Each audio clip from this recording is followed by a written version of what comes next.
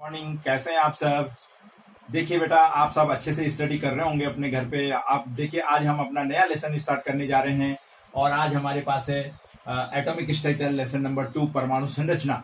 देखिए देखिए बच्चों, आप लोगों ने अपना पहला लेसन कंप्लीट कर लिया होगा, अच्छे से स्टडी कर ली होगी, नोट्स बन गए होंगे, आपने उसको अच्छे से लर्न कर लिया होगा। देखिए, बराबर रीड आउट करते रहिए, अपने कॉन्सेप्ट को क्लियर करते जाइए, डाउट्स को क्लियर करिए। ठीक है बेटा, तो आज हम अपना अब दूसरा लेसन स्टार्ट करने जा रहे हैं, एटॉमिक स्ट्रक्चर। बहुत इंपॉर्टेंट लेसन है आपके केमिस्ट्री में। अगर कोई चीज बहुत इंपॉर्टेंट चीज है केमिस्ट्री में सीखने के लिए, तो आपके पास वो है एटॉमिक स्ट्रक्चर। ठीक है बेटा, तो आप इस पे बहुत अच्छे से कंसंट्रेट करेंगे, मेरे साथ कॉपी और पेन लेकर के वीडियो के साथ साथ में मेन जो पॉइंट्स आएंगे उनको आप नोट करेंगे, और जिससे कि आपके हर छोटा मोटा कॉन्सेप्ट इसमें क्लियर हो। देखिए बेटा, यहां से आपके पास एग्जाम में भी क्वेश्चंस बनते हैं, आप देखिए इसे। आइए, परमाणु संरचना। तो देखिए बेटा, परमाणु, जैसे कि आपने लेसन नंबर 1 में हमने डाल्टन थ्योरी पढ़ी थी, आपको पता लगा था लेसन नंबर 1 में कि परमाणु क्या होता है। द्रव्य सूक्ष्मतम कणों से मिलकर के बना होता है, जिसको हमने क्या कहा था, परमाणु कहते हैं। जिसे क्या कहा गया था, परमाणु। और आप जानते हैं कि परमाणु के बारे में जो सबसे पहली बात या जो धारणा आई थी, वो आई थी भारतीय और यूनानी दार्शनिकों के द्वारा। ये बात कही गई थी कि परमाणु का कोई अस्तित्व होता है, और वो भी कब कही गई थी, 400 बीसी पूर्व, यानी हजारों वर्ष पूर्व, यानी 400 बीसी में, यानी बिफोर क्राइस्ट के 400 ईयर्स पूर्व ये बात कह दी गई थी कि जो द्रव्य होता है वो सूक्ष्म कणों से मिलकर के बना होता है, जिसको उन्होंने क्या कहा था, परमाणु नाम दिया था। थोड़ा सा रिकॉल करते हैं आपका। देखिए बेटा, आपको पता है कि भारत में कनाद ने कहा था, मैंने आपको बताया था कि कनाद नाम के हमारे एक दार्शनिक हुए थे, और यूनान में डेमोक्रेटिस ने कहा था। डेमोक्रेटिस नाम के साइंटिस्ट ने यूनान में कहा था। कहाँ कहा था? यूनान में। ये यूनानी थे और ये भारतीय थे। इन्होंने कहा था कि जो द्रव्य है वो सूक्ष्मतम जो भाग है द्रव्य का, सबसे छोटा भाग हिस्सा जो होता है उसको कण, और इन्होंने कहा था इसको एटम। आप सभी जानते हैं परमाणु। अभी मैं आपको बताता हूं, थोड़ा रिकॉल हो रहा है। तो भारतीय यूनानी दार्शनिकों ने 400 बीसी में ये बात कह दी थी, बिफोर क्राइस्ट 400 बीसी, कि द्रव्य का जो अस्तित्व है, परमाणु का अस्तित्व होता है, और परमाणु ही किसी भी द्रव्य का संरचनात्मक कण होता है। देखिए बेटा, लेकिन अब बात आई कि इन्होंने किस आधार पे कहा था। इन्होंने कहा था कि जब द्रव्य को हम बराबर छोटे छोटे भागों में काटते जाते हैं, ठीक है, यानी किसी द्रव्य के अगर हम छोटे छोटे भाग करते हुए उसके टुकड़े करते जाएं, तो एक स्थिति ऐसी आएगी जब हम उस छोटे से भाग को, किसी द्रव्य के उस छोटे से भाग को फिर आगे उसके टुकड़ों में नहीं बांट पाएंगे, यानी उसको फिर से पीसेस नहीं कर पाएंगे। तो वो जो छोटा भाग था, कण, उसी को इन्होंने कहा था एटम। उसको क्या कहता है? एटम। उसी से मिलकर के क्या बना है? द्रव्य बना है। लेकिन देखिए बेटा, और आप जानते हैं कि जो एटम नाम किससे पड़ा? कण तो कनाद ने कहा था, एटम डेमोक्रेटिस ने कहा था। यूनान में, यूनानी भाषा में, ग्रीक में आप देखते हैं कि जो एटम होता है उसको एटोमियो कहा गया था। डेमोक्रेटिक ने इसको कहा था एटोमिक मियो, और एटोमियो में टोमियो अलग था और ए अलग था। मैंने आपको बताया था, ए का मतलब इन्होंने कहा था अन, और टोमियो का मतलब होता है कटेबल, अनकटेबल, और या इसी को क्या कहा गया? अनडिविजिबल, जिसको हम बाद में फिर से विभाजित नहीं कर सकते। इसीलिए इसका नाम क्या पड़ा? एटम पड़ा। इसी नाम क्या पड़ा? एटम। ए फॉर अन, और टोमियो ग्रीक भाषा में कटेबल होता है, पहले भी आपका कॉन्सेप्ट क्लियर है, या नॉन डिविजिबल, जिसको हम ऐसा हिस्सा टुकड़े करते करते जिस भाग का हम फिर टुकड़ों में नहीं बांट सकते हैं, उसको क्या नाम दिया? एटम दिया, सूक्ष्मतम कण का नाम दिया। क्लियर हो गया बेटा? ये तो था द्रव्य का एटम वाला कॉन्सेप्ट कि किस प्रकार से इसको परमाणु कहा गया और कब कहा गया। लेकिन बेटा, बाद में 1808 में, आप सभी जानते हैं कि 1808 में कौन आए थे? डाल्टन आए थे, डाल्टन्स। और आपने देखा, हमने पढ़ा था डाल्टन्स की एटॉमिक थ्योरी। क्या पढ़ी थी? डाल्टन। तो डाल्टन्स ने क्या किया? डाल्टन ने इसको प्रायोगिक परीक्षणों के आधार पर 1818 में यही बात लिखित रूप में दे दी थी, और डाल्टन ने कहा था कि परमाणु, कोई भी द्रव्य जो सूक्ष्मतम कणों से मिलकर के बना है, जो अविभाज्य कण है, उसका नाम क्या कहा था? उन्होंने परमाणु नाम दे दिया था। डाल्टन एटॉमिक थ्योरी हमने इससे फर्स्ट वाले लेसन में क्लियर किया हुआ है। अगर आपका नहीं है तो आप पहले लेसन के वीडियो को देखिए, आपका वो कॉन्सेप्ट वेरी क्लियर हो जाएगा कि डाल्टन एटॉमिक थ्योरी क्या, बहुत इंपॉर्टेंट है। देन आफ्टर डाल्टन के बाद 20वीं सदी में, 20वीं शताब्दी में, यानी 20वीं शताब्दी में वैज्ञानिक परीक्षण हुए। अब 19वीं और 20वीं शताब्दी आपको पता है कि वैज्ञानिकों की शताब्दी कहलाती है। सेंचुरी जो है 20 या 21 19 आफ्टर 19 सेंचुरी साइंटिफिक खोजें होनी, बहुत ज्यादा मात्रा में साइंटिफिक खोजें होनी शुरू हो गई थी। तो आपने देखा 20वीं शताब्दी में वैज्ञानिकों ने बहुत सारे एक्सपेरिमेंटल या उनके ऑब्जर्वेशन आए, परीक्षण आए। उन्होंने देखा, जो डाल्टन थ्योरी के आधार पर उन्होंने परीक्षण किए, तो उन्होंने पाया कि भाई जो परमाणु है वो विभाज्य है, यानी अविभाज्य न होकर के बोला परमाणु को भी विभाजित किया जा सकता है। और वैज्ञानिकों ने प्रायोगिक रूप से परीक्षणों के आधार पर यह बात कही और कहा कि ये जो एटम है आपका, ये एटम भी कुछ मूल कणों से मिलकर के बना है। मूल कणों से मिलकर के, फंडामेंटल्स इसके कण होते हैं, कणों से मिलकर के बना है। और इन कणों को वैज्ञानिकों ने अपने प्रायोगिक आधार पर कहा इलेक्ट्रॉन, प्रोटॉन और न्यूट्रॉन। यानी 20वीं शताब्दी में जो परमाणु था उसमें यह बात निकल करके आई कि इसको विभाजित किया जा सकता है, ये भी कुछ मूल कणों से मिलकर के बना है, और उन कणों का नाम रखा इलेक्ट्रॉन, प्रोटॉन और न्यूट्रॉन। जब वैज्ञानिकों के सामने 20वीं शताब्दी में ये पता लग गया कि परमाणु को भी विभाजित किया जा सकता है, इलेक्ट्रॉन, प्रोटॉन और न्यूट्रॉन इसमें पाए जाते हैं, तब नई विचारधारा, नई समस्या सामने आई कि अगर ऐसा है तो फिर वैज्ञानिकों के पास क्या चीज करने के लिए आई। वैज्ञानिकों ने सोचा, उनके सामने जो टास्क आया वो टास्क आया कि इसका स्ट्रक्चर कैसा होगा। जब आपके पास 3 मूल कण अभी भी इसको विभाजित किया जा सकता है, तो ये पता लगाना था कि ये जो मूल कण है ये एटम के अंदर किस तरीके से व्यवस्थित हो रहे होंगे। तो उनके पास जो मूल टास्क आया उसमें आया स्ट्रक्चर कैसा होगा, यानी इस एटम का परमाणु स्ट्रक्चर क्या होगा, पहला टास्क। दूसरा टास्क आया कि इनकी केमिकल प्रॉपर्टीज क्या होगी, जब ये कण आपस में अभिक्रिया करते होंगे तो केमिकल प्रॉपर्टी क्या होती होगी। और तीसरा इसके पास आया कि जो एटम है, जब एटमों से मॉलिक्यूल बनते हैं तो क्या प्रोसेस होती होगी। एटम और मॉलिक्यूल आपको पता, कॉन्सेप्ट क्लियर नहीं था पहले। तो इस प्रकार से रासायनिक संयोजन में जो निश्चित अनुपात में ये मिलकर के यौगिक या मॉलिक्यूल का निर्माण करते हैं, तो क्या प्रोसेस उसमें होती होगी, क्यों होती होगी, ये केमिकल प्रॉपर्टी, स्ट्रक्चर, ये नया टास्क वैज्ञानिकों के सामने आया जब पता लगा कि इलेक्ट्रॉन, प्रोटॉन और न्यूट्रॉन में इसको क्या किया जा सकता है, परमाणु को विभाजित किया जा सकता है। तो ये थोड़ा सा बेटा इंट्रोडक्शन है इस एटॉमिक स्ट्रक्चर का कि क्यों हुआ। कनाद, मैंने आपको डेमिक्रोटिस कहा, क्यों इसको एटम नाम दिया गया, क्योंकि यूनान में, ग्रीक भाषा में एटोमियो कहा जाता है। एटोमियो का मतलब अनकटेबल, अनडिविजिबल होता है। 1808 में डाल्टन आए, डाल्टन ने अपनी एटॉमिक थ्योरी दी। उन्होंने कहा कि द्रव्य सूक्ष्म कण से मिलकर बना है, जिसको परमाणु कहते हैं, जिसको जो अविभाज्य है, विभाजित नहीं किया जा सकता। फिर बाद में 20वीं शताब्दी में साइंटिफिक रेवोल्यूशन हुआ और बहुत सारे वैज्ञानिकों के ऑब्जर्वेशन से ये बात निकल करके आई कि जो एटम है वो तो कुछ मूल कणों से मिलकर के बना है और उसको विभाजित किया जा सकता है। वो मूल कणों की खोज हुई इलेक्ट्रॉन, प्रोटॉन, न्यूट्रॉन के रूप में। फिर वैज्ञानिकों के सामने एक नया टास्क आया कि यदि ऐसा है तो इसकी कोई संरचना होगी, ये कण किस रूप में इसके अंदर व्यवस्थित होते होंगे, और देन आफ्टर इनके फिजिकल एंड केमिकल प्रॉपर्टीज क्या होती होंगी, एटम्स और मॉलिक्यूल के बनने का क्या प्रोसेस होती होगी, क्या संयोजन होता होगा। इस चीज के बारे में वैज्ञानिकों ने आगे रिसर्च करने शुरू किए। और उसके बाद हमारा जो नेक्स्ट प्रोसेस आया, स्टेप आया कि सबसे पहला टास्क रहा परमाणु का स्ट्रक्चर। क्या रहा, परमाणु की संरचना। देखिए बेटा, इतनी बात आपकी समझ में आ गई, आपने नोट कर ली होगी। अब मैं आपको इसके आगे नेक्स्ट बताता हूं कि पहले इलेक्ट्रॉन, प्रोटॉन और न्यूट्रॉन की खोज। हमारा है इलेक्ट्रॉन की खोज। देखिए, हमको पता लगा अभी इंट्रोडक्शन में आपने देखा कि इलेक्ट्रॉन, प्रोटॉन और न्यूट्रॉन आए। तो अब पहला हमारे पास टास्क आता है कि जो परमाणु का जो मूल कण है उसमें इलेक्ट्रॉन की खोज कैसे की है। देखिए बेटा, न्यूटन नाम के साइंटिस्ट ने बहुत पहले कांच की बंद नली में, जिसमें निर्वात था और 2 इलेक्ट्रोडों के बीच में उच्च विद्युत वोल्टता प्रवाहित करी, तो वहां उन्होंने देखा विद्युत विसर्जन करने से कुछ किरणें उत्सर्जित होती हैं। ठीक है बेटा, तो उसी चीज को आगे बढ़ाया विलियम क्रूक्स नाम के साइंटिस्ट ने, विलियम क्रूक्स ने। तो विलियम क्रूक्स ने क्या कहा, विलियम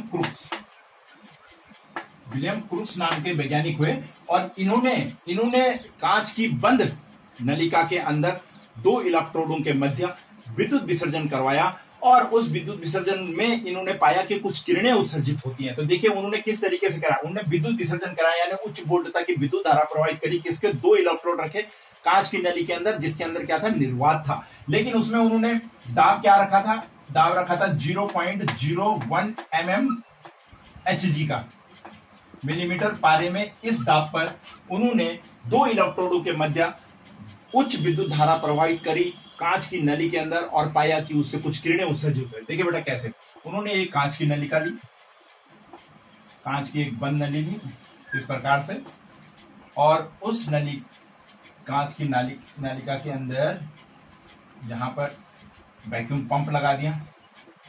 वैक्यूम पंप उन्होंने यहाँ पर एडजस्ट कर दिया जिससे कि पूरी की पूरी एयर से बाहर निकाल दी जाए। एक इलेक्ट्रोड उन्होंने इस साइड लगाया और दूसरा इलेक्ट्रोड उन्होंने राइट साइड में लगाया। दो इलेक्ट्रोड के बीच में उच्च वोल्टता की विद्युत धारा प्रवाहित की। यहां था प्लस और यहां लगाए उन्होंने माइनस। प्लस को इन्होंने एनोड कहा, माइनस को इन्होंने कैथोड कहा। कैथोड, इसको कहा एनोड। देन अब उन्होंने क्या किया, विलियम क्रूक्स ने 0.01 mm Hg पारे पर दो इलेक्ट्रोडों के मध्य, यहां पे ये वैक्यूम पंप है। पंप है, कौन सा पंप है यहाँ पे, वैक्यूम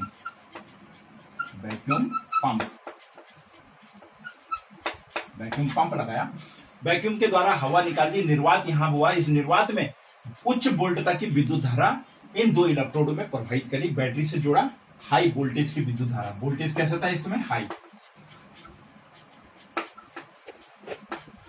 अब इससे हुआ क्या, जब उन्होंने देखा कि कांच की नली में निर्वात में कुछ विद्युत धारा प्रवाहित की दो इलेक्ट्रोडों में, एक कैथोड था, एक एनोड था, एक माइनस था, एक प्लस था, तो उन्होंने देखा कैथोड इलेक्ट्रोड से कुछ अदृश्य किरणें हरे रंग का प्रकाश उत्सर्जित करती हुई किस ओर को गई, एनोड की तरफ। जैसे ही उन्होंने इसमें बैटरी से इसको जोड़ा, उन्होंने पाया कि जो कैथोड यानी ऋण टर्मिनल था, उस ऋण टर्मिनल से कुछ अदृश्य किरणें निकली। किरणें दिखी नहीं, केवल उनकी प्रतिदीप्ति दिखी, और वो किस ओर जाती हुई प्रतीत हुई, एनोड की तरफ। देखिए इधर से निकलेगी तो हरा रंग इधर को नजर आया, हरे रंग की प्रतिदीप्ति एनोड की तरफ प्रदर्शित हुई वैक्यूम पे। तो उन्होंने कहा कि कैथोड से कुछ किरणें निकली जो हरे रंग का प्रकाश उत्पन्न करते हुए किस ओर गई, एनोड की ओर गई। विलियम्स क्रूक्स ने उन किरणों को देखा, उनकी खोज करी और उन्हें कैथोड कहा। जे थॉमसन ने भी इसी के ऊपर, इसी नलिका के ऊपर रिसर्च किया, और उन्होंने भी कैथोड रेस किरणें जो यहां से उत्सर्जित हुई एनोड की तरफ गई, उन्होंने इन किरणों को कैथोड किरणें नाम दिया। क्या नाम दिया इनको, कैथोड रे। क्या नाम दिया, cathode. Very simple, cathode ray. किसने कहा, जे थॉमसन ने। बाद में जे थॉमसन ने विलियम्स क्रूक्स के बाद इन्हीं किरणों को क्या नाम दिया, कैथोड रे नाम दिया। क्या नाम दिया, कैथोड रेज नाम दिया। Point is clear. ऋण इलेक्ट्रोड से धन इलेक्ट्रोड की ओर रेज निकली, हरे रंग का प्रकाश उत्सर्जित हुई। क्योंकि ये कैथोड से निकली, इसलिए जे थॉमसन ने इनको क्या नाम दिया, कैथोड रे नाम दिया। कैथोड। आगे जे थॉमसन नाम के साइंटिस्ट ने आगे और वैज्ञानिक परीक्षणों के आधार पर यह बात सिद्ध करी कि जब कांच की नलिका के अंदर विद्युत विसर्जन कराया जाता है या उच्च वोल्टता की विद्युत धारा प्रवाहित की जाती है, तो वो उन्होंने कहा कि जो माइनस इलेक्ट्रोड है कैथोड की ओर से तीव्र वेग से, कैथोड की ओर से तीव्र वेग से एक स्ट्रीम के रूप में कुछ किरणें उत्सर्जित होती हैं। कुछ किरणें उत्सर्जित होती, और वो जो किरणें उत्सर्जित होती हैं उन पे आवेश क्या होता है, ऋण आवेश होता है। उन पे कौन सा आवेश होता है, निगेटिव आवेश होता है। ध्यान दीजिए, जे थॉमसन ने इन्हीं रेस को कहा कि अन्य परीक्षणों के आधार पर, अन्य प्रयोगों के आधार पर कहा कि कैथोड से जो किरणें निकलती हैं वो उच्च वेग की होती हैं, और क्योंकि एक स्ट्रीम के रूप में वो निकल रही होती हैं और उच्च वेग की होती हैं, क्योंकि कैथोड से निकली है, ऋणावेशित प्लेट की ओर से निकली है, इसलिए उन्होंने कहा कि ये जो किरणें हैं इन पे जो आवेश है ये ऋणावेशित होती है। कैसे होती है, ये ऋणावेशित होती हैं। और बाद में इन्हीं ऋणावेशित किरणों को जे थॉमसन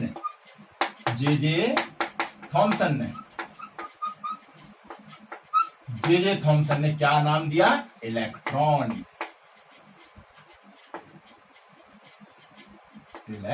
नाम दिया। Point is clear.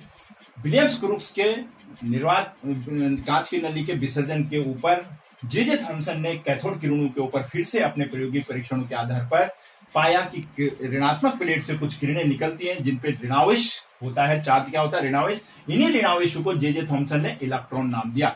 इसका मतलब इलेक्ट्रॉन की खोज किसने करी, जे थॉमसन ने करी। किसने करी, जे थॉमसन ने करी।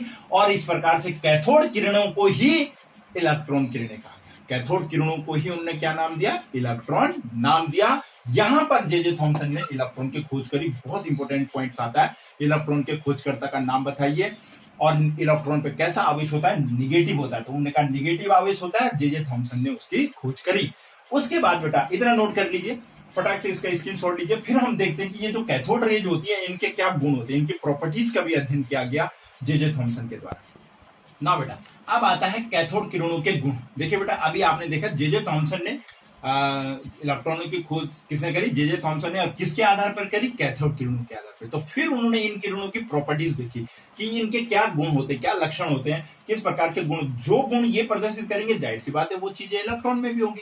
तो आइए देखते हैं। पहला गुण था, इन्होंने कहा कि ये सीधी रेखा में चलती है। पहला गुण था कि जो कैथोड किरणें होती हैं वो सीधी रेखा में गमन करती हैं। तो सीधी रेखा में गमन करने के लिए उन्होंने क्या किया, उन्होंने एक परीक्षण किया। उन्होंने देखा कि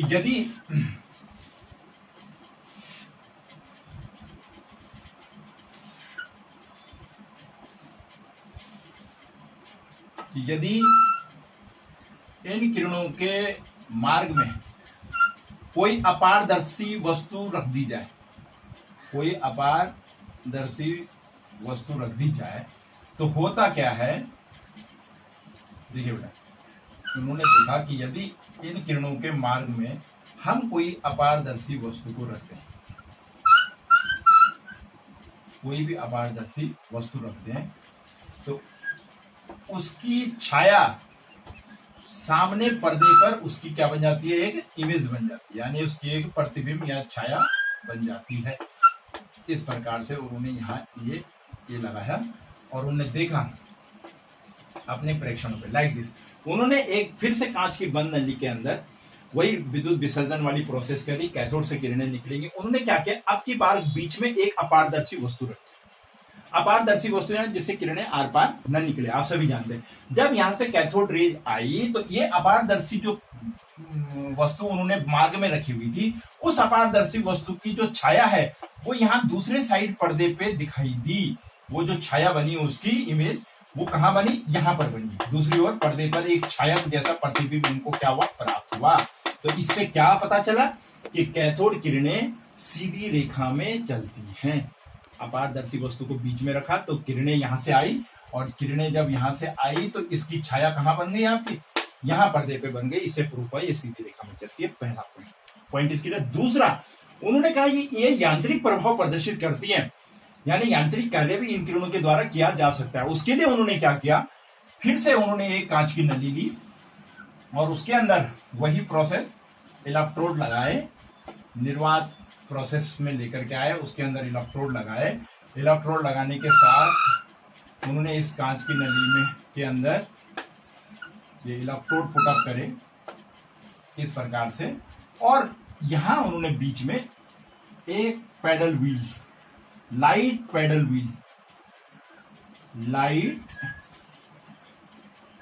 व्हील रख दिया। ठीक है बेटा, लाइट पैडल व्हील उन्होंने यहां पुट कर दिया बीच में, और देखा यहां ये जो इलेक्ट्रोड है, एक कैथोड और एक एनोड। यहां एनोड था, यहां कैथोड था। यहां क्या था, कैथोड। मैं लिख रहा हूं कैथोड, लाइट पैडल व्हील क्या रखा है इन्होंने, यहां लाइट पैडल व्हील उन्होंने यहां रखा। अब जब यहां से कैथोड, ये ऋणात्मक भाग था कैथोड, ये ऋणात्मक भाग था यहां कैथोड, यहां से जब किरणें गई इस व्हील पे पड़ी, लाइट पैडल व्हील, हल्का सा पैडल व्हील आप सभी जानते हैं, आप सभी ने खेला है बचपन में, कागज से भी हम बनाते थे चरखी, उसी टाइप की एक चरखी यहां रखी। तो उन्होंने क्या पाया कि जब यहां से किरणें गई तो ये जो पैडल व्हील है ये इस दिशा में, इस डायरेक्शन में मूव हो। किरणों के जाते ही ये लाइट पैडल व्हील घूमने लगा। इस पे किरणें पड़ी, किरणों के पड़ते ही पैडल व्हील क्या होने लग गया, घूमने लग गया, रोटेट करने लग गया। इससे उन्होंने कहा कि इसमें यांत्रिक प्रभाव उत्पन्न हुआ, यानी इन किरणों में कुछ ना कुछ सूक्ष्म मात्रा में ये द्रव्य कणों से मिलकर के बने, यानी इनमें सूक्ष्म मात्रा में द्रव्यमान है। इन्होंने कहा अब जिस पे द्रव्यमान होगा, मास होगा, उसी के अंदर एनर्जी होगी, वही इस चीज को घुमा सकता था। तो उन्होंने कहा ये जो ऋणात्मक किरणें हैं जिन्हें हम इलेक्ट्रॉन कह रहे हैं, जरूर ये बहुत सूक्ष्म मात्रा में है, इनका नगण्य माना गया बाद में, लेकिन इनके अंदर सूक्ष्म द्रव्य कणों से मिलकर के ये बनी है। इट मीन इसमें सूक्ष्म द्रव्यमान है। इन्हें रिवॉल्व कर दिया, इस व्हील को यांत्रिक प्रभाव। पॉइंट इज क्लियर बेटा, ध्यान से देखिए, बहुत सिंपली आपके समझ में आ रहा होगा, मैं डायग्रामेटिकली आपको समझाने की कोशिश कर रहा हूं। पॉइंट नंबर 2, पैडल व्हील घूम गया। पॉइंट नंबर 3, ये चुंबकीय और विद्युत क्षेत्र में विक्षेपित हो गए। चुंबकीय और विद्युत क्षेत्र में विक्षेपित हो गए, कहने का मतलब क्या है कि इन्होंने क्या किया, इन्होंने वही इलेक्ट्रोड पुट अप किए और उन इलेक्ट्रोड वही एक कैथोड और एक एनोड इस तरीके से डायग्रामेटिकली बेटा आपकी समझ में अच्छे से आएगा, इसलिए मैं कोशिश कर रहा हूं कि आपके लिए मैं इन कैथोड किरणों के जो गुण हैं, ये गुण अगर आपके क्लियर हो गए तो आपका कॉन्सेप्ट क्लियर हो गया इलेक्ट्रॉन का कि कैसा था। ठीक है, ये आपका माइनस ये प्लस। इन्होंने क्या किया कि यहां पर इस वाली डायरेक्शन में या नीचे की डायरेक्शन में यहां पर धनावेश लगा दिया, कोई धनावेशित प्लेट लगा दी। ठीक है, अब जब ऐसा हुआ तो यहां से जो किरणें गई यहां से आई और ये क्या होगा, ये माइनस है और ये प्लस है, तो आपस में ये अट्रैक्ट करेंगे, तो ये क्या हुआ, इन्होंने इन किरणों को अपनी ओर खींच लिया।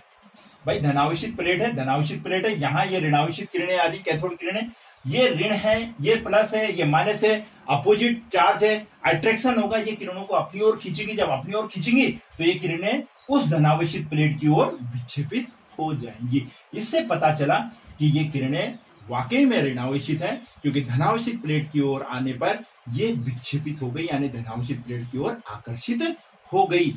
ये कुछ मुख्य गुण थे कैथोड किरणों के, जो जे टॉमसन ने अपने प्रयोग के द्वारा क्लियर करे। इसके अतिरिक्त उन्होंने कहा कि यदि धातु की प्लेट पर, किसी भी धातु की प्लेट पर यदि इन किरणों को उच्च वेग से प्रवाहित किया जाए तो वहां से भी एक्स किरणें उत्सर्जित होती हैं। कैसे परमाणु में एस किरणें वहां से क्या होने लगती है, उत्सर्जित होने लगती है। बाद में आप देखेंगे एक्स किरणों की जब बात आएगी, एक्स किरण विवर्तन में हम पढ़ेंगे। तो फिलहाल कैथोड किरणों के गुण सीधी रेखा में चलते हैं, यांत्रिक प्रवाह होता है, चुंबकीय विद्युत क्षेत्र में ये विक्षेपित हो जाते हैं। मैंने आपको डायग्रामेटिकली एक एक पॉइंट क्लियर करा दिया है, इसे नोट करिए अच्छे से। और अब मैं आपको थोड़ा बताऊंगा कि इलेक्ट्रॉन पे क्या चार्ज होता है, इलेक्ट्रॉन का मास, ई द्रव्यमान और अपॉन आवेश किस रूप में क्या है, उसमें क्या कांस्टेंट वैल्यू है, आप इसे नोट कीजिए। नाउ गाइस, नेक्स्ट पॉइंट आता है कि इलेक्ट्रॉन के आवेश अपॉन द्रव्यमान, ई अपॉन एम का अनुपात। जे टॉमसन ने उसके बाद देखा कि क्या इस इलेक्ट्रॉन का जो आवेश, उन्होंने कहा कि उस पर ऋणावेशित है, ऋणावेश पाया जाता है, और क्योंकि सूक्ष्म द्रव्यमान कण इनको माना गया तो कहा कि ई अपॉन एम जो इसका द्रव्यमान का अनुपात होगा वो किस प्रकार से उन्होंने डिनोट किया। उन्होंने क्या किया कि विद्युत क्षेत्र और चुंबकीय क्षेत्र दोनों को एक कांच की नली में लेकर के विद्युत क्षेत्र और चुंबकीय क्षेत्र दोनों क्षेत्र इन्होंने आरोपित किए और तब इन्होंने विद्युत विसर्जन कराया। ऐसा करने पर इन्होंने देखा कि विद्युत क्षेत्र के द्वारा उत्पन्न प्रभाव चुंबकीय क्षेत्र द्वारा निरस्त हो सके। इस प्रकार से विद्युत और चुंबकीय क्षेत्र दोनों को आरोपित किया और परिणामी क्या आया, शून्य आया। इस आधार पर उन्होंने जब ई अपॉन एम का रेशियो निकाला तो उनका जो ई अपॉन एम आया, यानी आवेश अपॉन द्रव्यमान आया इलेक्ट्रॉन का, वो आया 1.76 इंटू 10 टू द पावर 11 ये एक वैल्यू निकाली उन्होंने, बिल्कुल प्रायोगिक रूप से प्रूफ्ड वैल्यू निकाली, और कूलाम पर किलोग्राम में निकाला। ई अपॉन एम का रेशियो आया और उन्होंने देखा इसमें जो आवेश आया, इलेक्ट्रॉन पे जो आवेश आया, जो ऋणावेश की जो हम बात कर रहे थे, आवेश इक्वल टू आया 1.6 into 10 to the power -19 coulomb का आवेश। प्रायोगिक आधार पर, प्रायोगिक परीक्षणों के आधार पर जे टॉमसन ने ई अपॉन एम निकाला।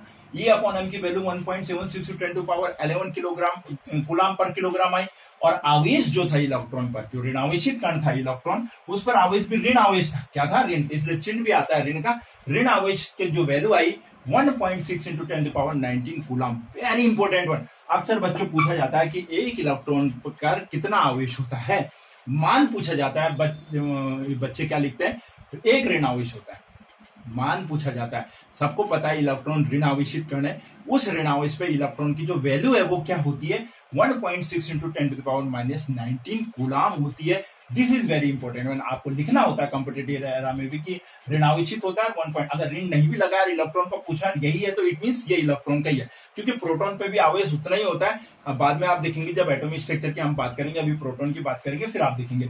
तो इलेक्ट्रॉन पे जो आवेश निकाला उन्होंने 1.6 इंटू 10 टू पावर 19 कूलम निकाला। इस आधार पर उन्होंने द्रव्यमान निकाला, इस अनुपात के आधार पर उनको ई अपॉन एम मिला, उनको ई मिला, और उन्होंने कहा इलेक्ट्रॉन पे जो द्रव्यमान होगा इलेक्ट्रॉन का वो क्या होगा। तो इलेक्ट्रॉन का जो द्रव्यमान उन्होंने बाद में निकाला, इस वैल्यू के मिलने के बाद इलेक्ट्रॉन का द्रव्यमान,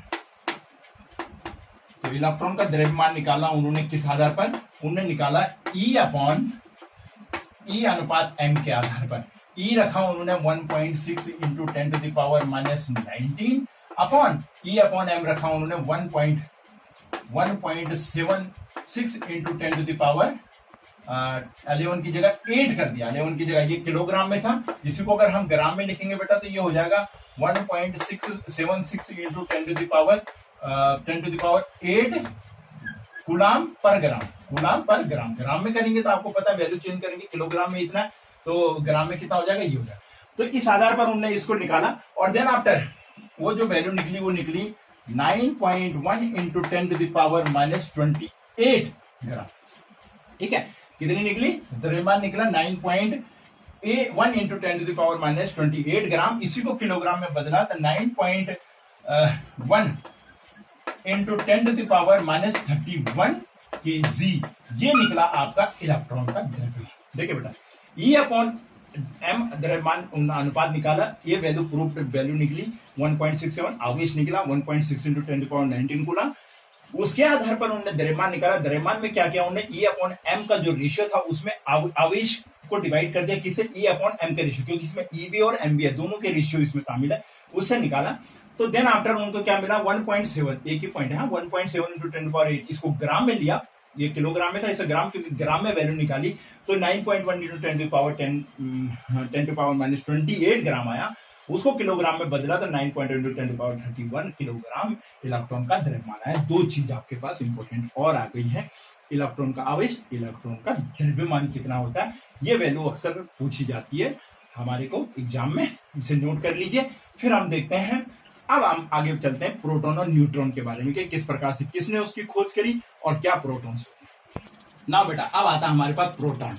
इलेक्ट्रॉन का कॉन्सेप्ट क्लियर हो गया, जे टॉमसन ने इलेक्ट्रॉन की खोज कर ली, इलेक्ट्रॉन का द्रव्यमान आपका आवेश पता चल गया। अब आई प्रोटॉन। देखिए बेटा प्रोटॉन की खोज भी जो की गई वो कैथोड किरण नलिका में ही की गई। कैथोड रे जो ट्यूब थी उसी के अंदर क्या किया गया, कैथोड की भी प्रोटॉन की खोज की, उसमें भी किसी गैस पर उच्च विद्युत धारा दो इलेक्ट्रोड के बीच में उच्च विद्युत विसर्जन कराया गया। तो अब की बार किरणें कहां से उत्सर्जित हुई, एनोड से उत्सर्जित हुई। कहां से हुई, वहां पे आपने देखा ना कि कैथोड से, इस वाले एरिया से, इसे अब की बार ये एनोड था, यहाँ पर हमारा क्या था, कैथोड था, यहां से किरणें निकली। तो एनोड से जो किरणें निकली उनको उन्होंने क्या नाम दिया, और ये काम किया गोल्डस्टीन नाम के साइंटिस्ट ने। किसने किया, गोल्डस्टीन। कौन थे, प्रोटॉन के खोजकर्ता का नाम भी जाता है गोल्डस्टीन। गोल्डस्टीन ने कैथोड किरण नलिका में ही विसर्जन कराया, विद्युत विसर्जन कराया। उन्होंने देखा कि एनोड से कुछ किरणें उत्सर्जित हुई, उन किरणों को उन्होंने नाम दिया कैनाल किरणें। क्या ना उसको उनको कहते हैं कैथोड किरणें, इनको कहते हैं कैनाल किरणें। ठीक है, इन किरणों के भी लगभग वही गुण थे।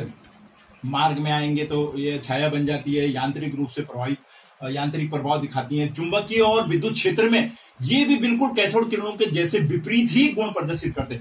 जो जो गुण कैथोड किरणों के थे उनके ठीक विपरीत लक्षण इन प्रोटॉन यानी कैनाल किरणों के थे, और इसीलिए उस पे धनावेश, उन पे ऋणावेश था। और गोल्डस्टीन ने देखा क्योंकि ये एनोड से निकली है, इसलिए इन पे जो चार्ज था वो क्या था, पॉजिटिव था, यानी धनावेश था। इस धनावेशित इन किरणों को ही क्या नाम दिया गया, प्रोटॉन। गोल्डस्टीन ने इनकी खोज करी, प्रोटॉन नाम से इनको रदरफोर्ड ने पुकारा। किसने पुकारा, लेकिन श्रेय, खोज का श्रेय जाता है गोल्डस्टीन को। नाम प्रोटॉन नाम से रदरफोर्ड ने इनको पुकारा कि ये प्रोटॉन है जो धनावेशित है। और देखिए बेटा इन पे पॉजिटिव चार्ज, इलेक्ट्रॉन पे नेगेटिव चार्ज, और इनका और इलेक्ट्रॉन का आवेश दोनों का बराबर हुआ है।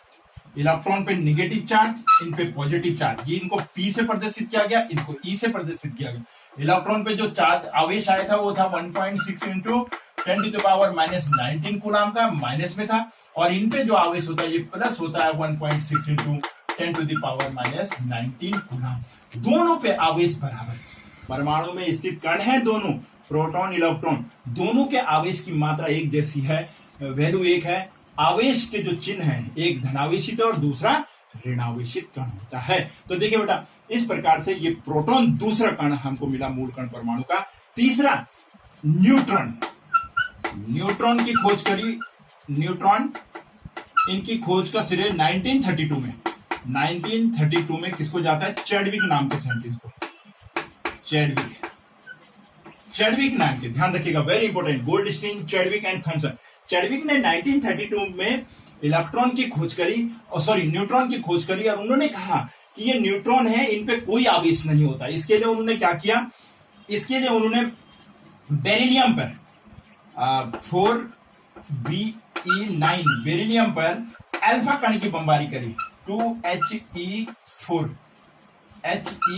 की बमबारी करी अल्फा कण की। अल्फा कण की बमबारी करने पर उनको मिला 6C12 कार्बन मिला, एंड प्लस 0N, यानी आवेश क्या था, जीरो इसका परमाणु क्रमांक के रूप में आया, और यहां से कितना बचा आपका 1, एक कण निकला, 0N1 द्रव्यमान का एक कण निकला, जिसपे आवेश कुछ नहीं था, लेकिन उसका द्रव्यमान 1 था। देखिए चैडविक ने 1932 में बेरिलियम परमाणु पर अल्फा कण की बमबारी करी। किसकी करी, अल्फा कण की बमबारी करी। आप देखिए परमाणु क्रमांक जुड़ करके 4 + 6 से कार्बन का परमाणु बना, और कार्बन के बाद कार्बन में देखिए 9N4 13 होता है, तो कार्बन का द्रव्यमान 12 ही होता है। तो ये जो आपको जो कण मिला 0N1 का मिला, 0N1 का, इन्होंने कहा इस पर कोई आवेश नहीं होता, इसका द्रव्यमान होता है, इसमें द्रव्यमान होता है, लगभग प्रोटॉन के बराबर होता है, लेकिन इसका कोई आवेश नहीं होता। इस कण को उन्होंने न्यूट्रॉन नाम दिया, इसीलिए इसको क्या नाम दिया, न्यूट्रॉन नाम दिया। किसने खोज करी, न्यूट्रॉन। क्या इसका प्रतीक क्या है, इस पे चार्ज, इसका आवेश 0, आवेश क्या है, 0। पहचान, इसका पहचान क्या है, N, पहचान क्या है इसकी, N, और इसका कोई आवेश नहीं होता, कोई आवेश नहीं होता, ये न्यूट्रल है। ये क्या है, न्यूट्रल है, न्यूट्रल, इसीलिए इसको क्या कहा गया, न्यूट्रॉन का। लेकिन इस पर द्रव्यमान है, और द्रव्यमान इसका कितना होता है, लगभग प्रोटॉन के बराबर, लगभग प्रोटॉन के बराबर ही इसका द्रव्यमान होता है। और आगे आप देखेंगे, इसीलिए प्रोटॉन और न्यूट्रॉन ही रिस्पॉन्सिबल होते हैं किसी भी परमाणु के द्रव्यमान के लिए, इलेक्ट्रॉन नहीं, क्योंकि इलेक्ट्रॉन का द्रव्यमान प्रोटॉन के द्रव्यमान की तुलना में नगण्य माना जाता है। तो ये थे बेटा 3 कण, इलेक्ट्रॉन, प्रोटॉन, न्यूट्रॉन। मैंने आपको पूरी की पूरी कॉन्सेप्ट बेस क्लियर कराने की कोशिश की है कि इलेक्ट्रॉन की खोज कैसे हुई, प्रोटॉन की कैसे हुई, किरणन किरणें, सारे के सारे गुण विपरीत हुए कैथोड किरणों के जैसे, इसलिए इनको किरणन किरणें कहा गया। वो निगेटिव थे, ये पॉजिटिव कहलाए, इसलिए इसको प्रोटॉन कहा गया। आवेश इस पे भी बराबर ही होता है, आवेश का मान 1.6 × 10⁻19 कूलामी होता है, इसका ऋण होता है, इसका धन होता है। चैडविक ने 1932 में बेरिलियम परमाणु पर अल्फा कणों की बमबारी करके ये न्यूट्रॉन कण प्राप्त किया, इसको उन्होंने N नाम दिया, क्योंकि ये न्यूट्रल होता है, न्यूट्रल से N कहा, इस पे कोई आवेश नहीं होता, द्रव्यमान होता है लगभग प्रोटॉन के जैसे, और ये दोनों ही रिस्पॉन्सिबल होते परमाणु में द्रव्यमान के लिए। ये था बेटा आपका एटॉमिक स्ट्रक्चर का इंट्रोडक्शन, इलेक्ट्रॉन, प्रोटॉन, न्यूट्रॉन की खोज कैसे हुई। बहुत हर बार आपका एक क्वेश्चन बनता है, इलेक्ट्रॉन की खोज किसने करी, उस पे आवेश क्या होता है, चार्ज क्या होता है, आवेश की वैल्यू क्या होती है, इसको आपको लिखना होता है। अच्छे से इसे पढ़िए, इससे रिलेटेड कोई चीज आपकी समझ में नहीं आई है तो जरूर मुझे बताइए। मैं बार बार आपको कहता हूं कमेंट्स बॉक्स में लिखिए, और मैं आपकी उस प्रॉब्लम को सॉल्व करूंगा। और देखिए बेटा, वीडियो जरूर शेयर करिए। ये बात मैं आपको इसलिए कह रहा हूं क्योंकि हम सब एक कोविड के दौर से गुजर रहे हैं, और हमारी सारी स्टडी ऑनलाइन यानी इसी प्रकार से हो रही है आप लोगों के लिए। तो इसलिए हर बच्चे तक वीडियो पहुंचे, हर बच्चे को पढ़ने का मौका मिले, हर बच्चे का कॉन्सेप्ट क्लियर हो। इसलिए जो भी बच्चा देखता है वीडियो, उसको जरूर अपने फ्रेंड सर्किल तक भी शेयर करिए, जिससे कि उस बच्चे को भी कॉन्सेप्ट क्लियर हो सके। तो आज के लिए आपके लिए इतना बहुत है। इलेक्ट्रॉनिक्स, ये परमाणु स्ट्रक्चर का पहला हिस्सा कंप्लीट हुआ। नेक्स्ट वीडियो में हम पढ़ेंगे एटॉमिक स्ट्रक्चर, बहुत इंपॉर्टेंट है, मिस मत करना। Thank you.